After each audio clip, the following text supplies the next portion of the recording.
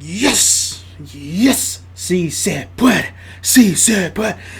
My strike is officially off, guys. Yes! Finally! I don't have to just make 15 minutes videos. I can go beyond that. I could do my short films, present that. I could do podcasts like I've always wanted to do that discuss film. Especially film. This channel, if you notice, doesn't have too much film reviews because I've been doing more TV and anime. But with the podcast, I definitely want to focus on film. And then I will have another podcast with anime and hopefully get this Walking Dead podcast going. But boy, am I just... Why not start this new era of Dan the Man with basically Q&A. Let's respond to these Q&A questions. So I want to thank all you guys who commented. I want to thank all you guys who supported me. I want to thank all you guys who's been with me since the get-go, and my new subscriber as well. I want to thank you for comment below because I love to hear everybody's thoughts. And boy, it's time. It's time for Q&A. Let's get started. So I said in my last video, like, everybody, new subscribers, if you don't know, everybody gets one either. We'll stick with film. Basically, one film suggestion that they give me, and I will review it, whether it's good, bad, or ugly, whatever. I will review that film, but you only get one. That means you only get one recommendation, and then I will do it. So think about it. So just to let you guys know about that. I got to do this Gene Wilder for my friend because he recommended this film. I haven't seen it, so I'll definitely do that. So let's see. JJ Sriracha said Into the Badlands series looks like the coolest series to get into this year. JJ, I'm going to be watching it actually today and probably reviewing it. So with me, I like my martial arts a little bit realistic. That's why I enjoyed Bruce Lee movies so much, is because he was the choreographer. He really wanted to make it as realistic as possible. So like Hidden Tiger, Dragon, whatever, I wasn't really into. There is a couple films though that have that kind of play where they're like, dancing on air and stuff. I mean, there's a couple like Fearless with Jet Li and Curse of the Golden Flower. Absolutely beautiful movies. I thought those movies were awesome. So JJ, I'm gonna be working on it. So D-List, what's up my brother? Me and Earl and the Dying Girl. Don't know what the hell that means. And what kind of stuff? What kinds? Q&A. What kind of stuff pisses you off? What kind of stuff pisses you off? All right. This is a great question. One of them at least. So what pisses me off the most is the technology, man. I love my phone. I got an iPhone 6. I mean, I'm on it. I'm always working on those reviews or sending it out, Facebooking it and all that stuff. But what pisses me off the most is when you're at dinner or you're in the movies, somewhere where it's supposed to be just really you and this person interacting. It could be your loved one. It could be, family. It could be friends. It could be your girlfriend or whatever. When they're constantly on the phone and just and like they could hear you but they can't respond to you. That pisses me off. That pisses me off when I'm just like kind of trying to communicate with you and you're just yeah, what, like it just pisses me off, especially in a movie theater. Movie theaters are supposed to have the phones off.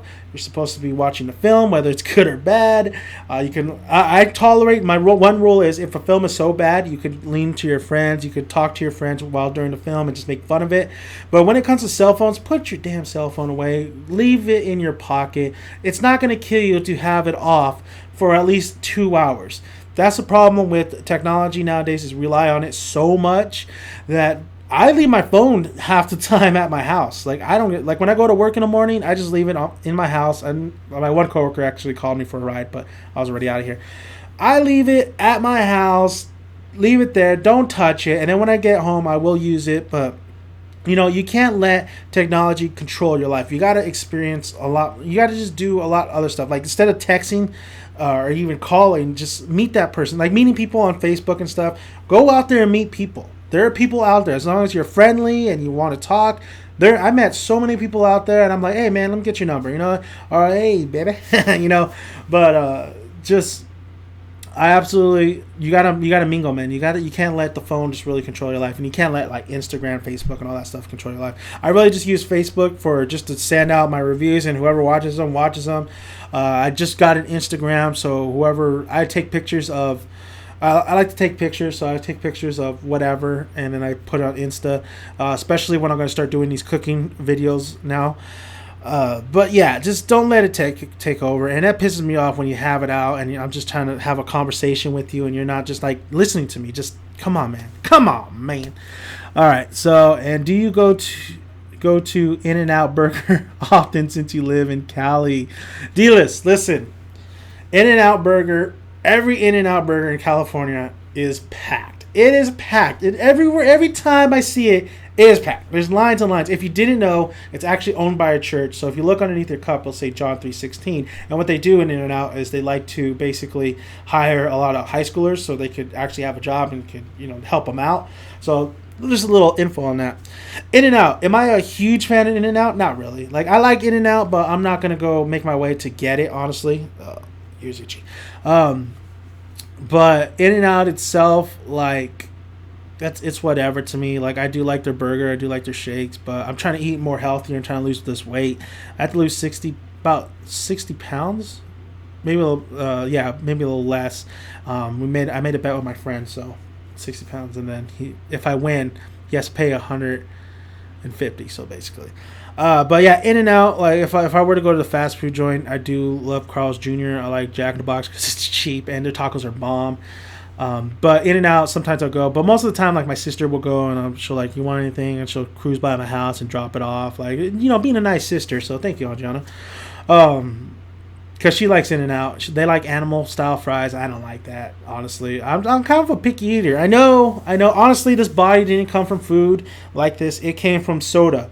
I stopped drinking soda about 3 months ago. Like, soda is what did me over. Like, I would drink like 18 packs like in 2 days or even 1 day.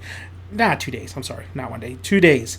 Like, I love soda. So, but In-N-Out, I will have it. If we stop, I'll grab some. I do like their burgers are pretty good. Their fries are not too bad.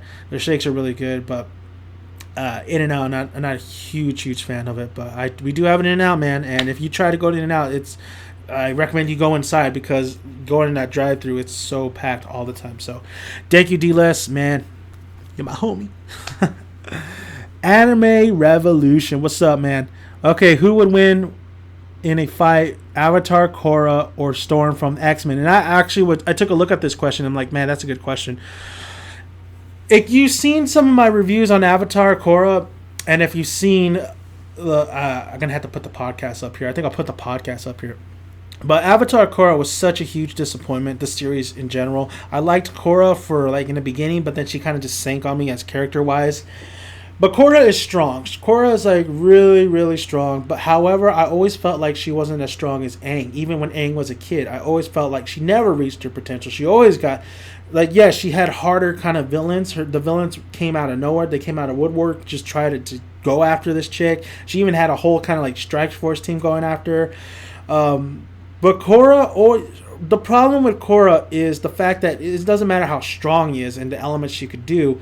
It's the problem with her is basically she gets frustrated. She gets frustrated way too much. She's definitely guns blazing instead of coming up with the plan.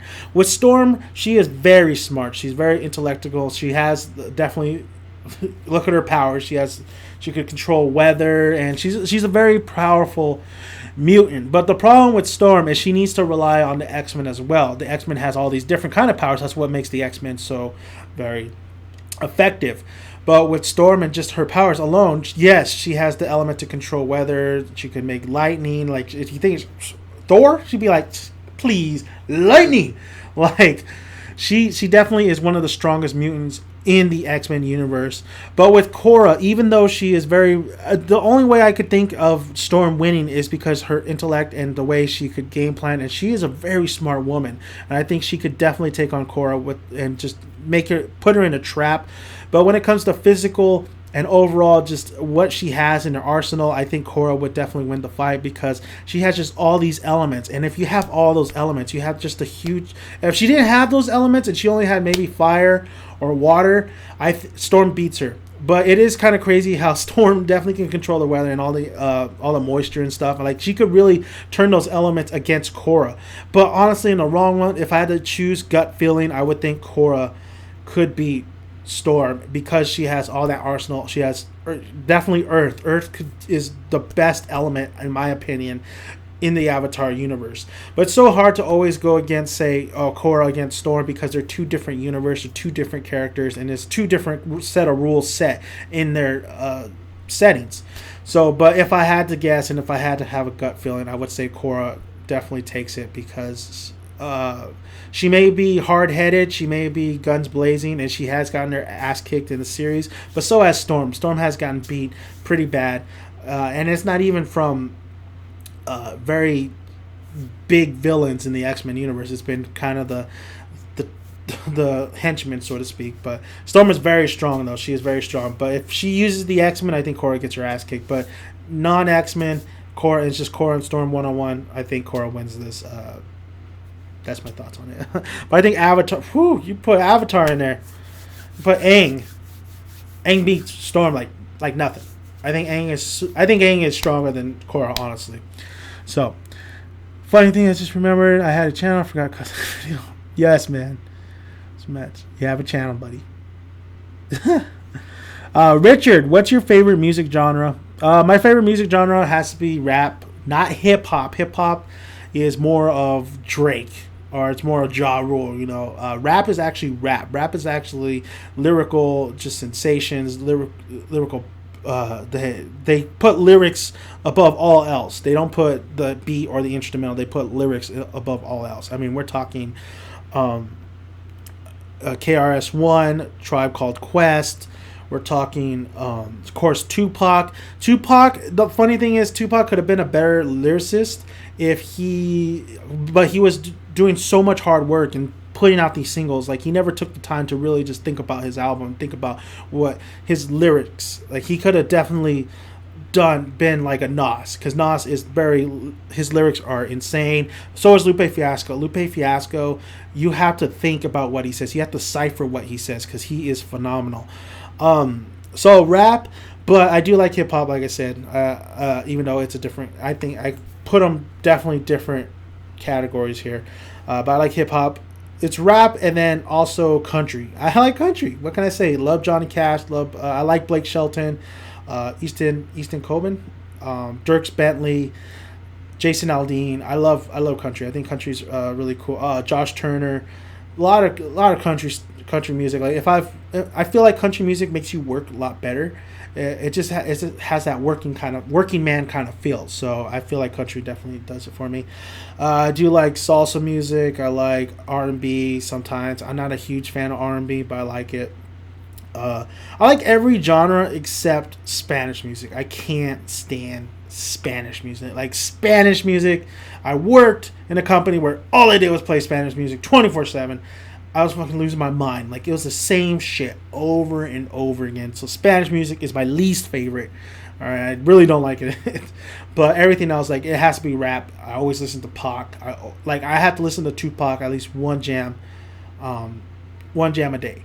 And then, of course, Notorious B.I.G. Man, dude, he was sick with it. He was so funny with his lyrics. But we also had, like, funny thing is, like, Eazy-E, the upcomers who become fans of Eazy, you gotta remember, and this good thing that Sherrod Compton really put this out there, that Eazy didn't write his own lyrics.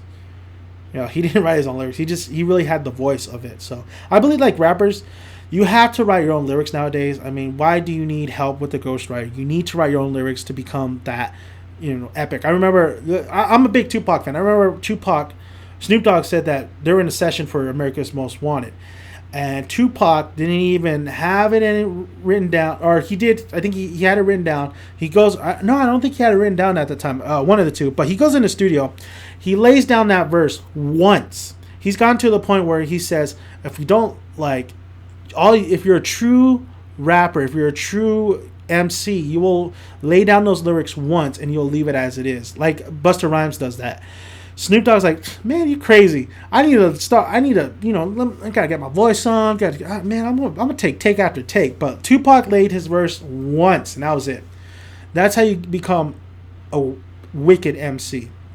So also I like Tech Nine, Ritz, Andre Nicotina.